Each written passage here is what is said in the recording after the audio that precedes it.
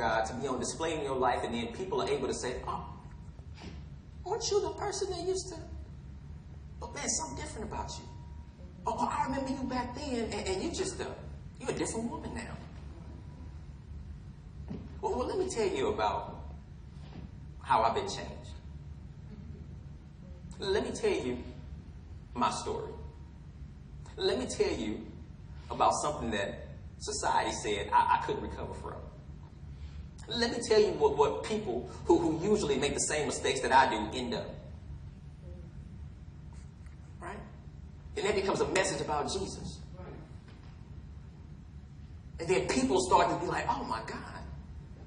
If he can do that for you, then I've got this condition as well. And I've been trying to do all of this other stuff in the world and in life and trying to get all of these temporary fixes. And actually, that's exactly what they are. But they're leaving me more broken and more empty than where I even started out. And so I need something, because crisis begets questions. And so I'm at the end of my rope and I just need something.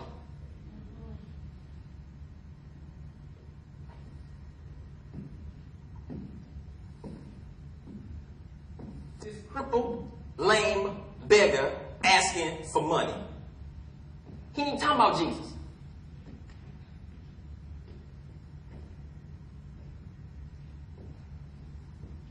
Peter said, I don't have what everybody else have. And I don't have what you're asking for, but I definitely got what you need. And while I'm giving you a hand up, I'm gonna give you a hand up in the name of Jesus. And there's a lot that can happen when you start meeting felt needs in the name of Jesus. There's a lot that starts happening when you're able to start walking alongside people in the name of Jesus. Yeah.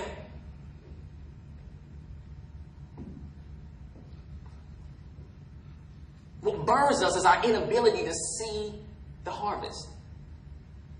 To see potential. We talked about last week having a heart for the harvest. Did you know before you grow, you're going to be planted in some dirt? And our problem is we always looking at the dirt. We always looking at the mistakes. We always looking at where they are in life. But that's what God works through. Before God has grown us in his word, we were covered with dirt. Bad choices, bad mistakes, arrogant, disobedient. Did what we wanted to do, lived according to our own ways. But God works through that. And it's being able to see a person's heart. This man's heart was ripe for the gospel. That's what Peter saw.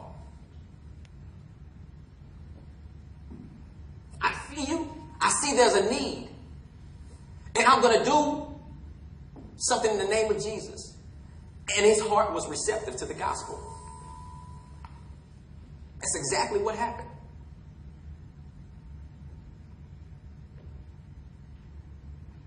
If the church would stop being countered by culture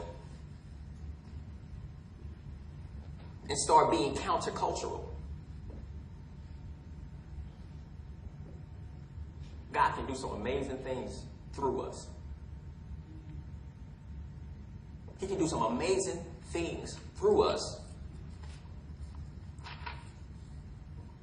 Peter said, silver or gold I do not have, but what I have I give you in the name of Jesus Christ of Nazareth. Walk. Taking him by the right hand, he helped him up. And instantly the man's feet and ankles became strong.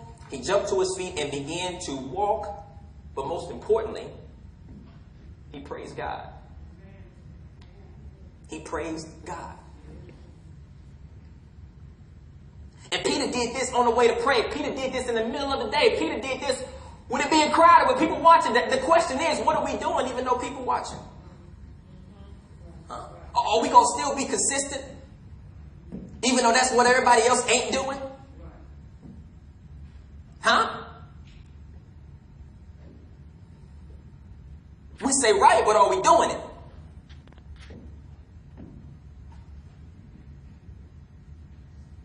We're on display all the time. People watching all the time. And what are we doing?